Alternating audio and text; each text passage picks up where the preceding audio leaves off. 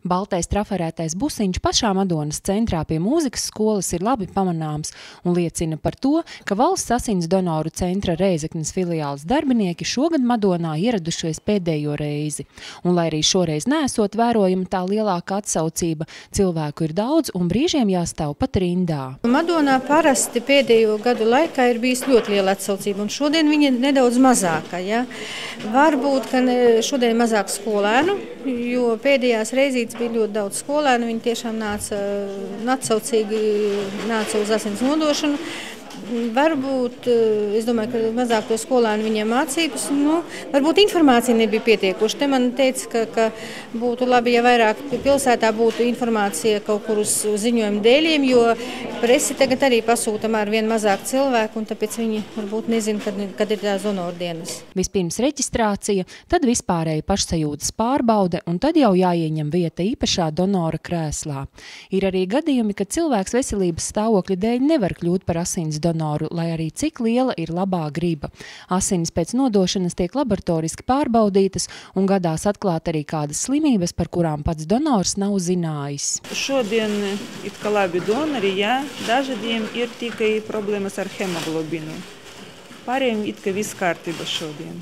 Ja jūs tur asins ainu pēc tam izpētat un tur atrodas kaut kādas lietas, ka viņš nedara par donoru, vai tad jūs tam cilvēkam ar to darat zināmu, vai tas tā arī paliek? Parasti mēs tā zvanam donoriem un teiksim, ka vajag atnākt personīgi pa telefonu, nekādu informāciju nesniedzam. Ja? Pēc tam, kā donors atnāks, tad mēs dosim izziņu un nosūtījumu tālākai izmeklēšanai un paskaidrojam, kas ar tieši notika.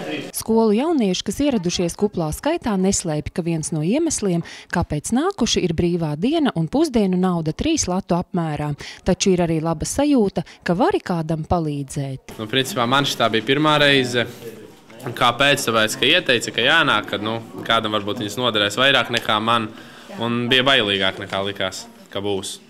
Uz lielo šļirci nepaskatījos nereizi, jo es redzēju, ka cik viņa liela izskatījās, likās lielāka par roku, tāpēc uz viņas neskatījos. Ļoti liela šļirci. Otrā reizīte man ir, protams, citiem cilvēciņiem palīdzēt un bišķīt no skolas aiziet projām, bet, katrā ziņā jūtos labi šobrīd. Kā tu jūties šobrīd? Man liekas, ka man labā roka ir tukša.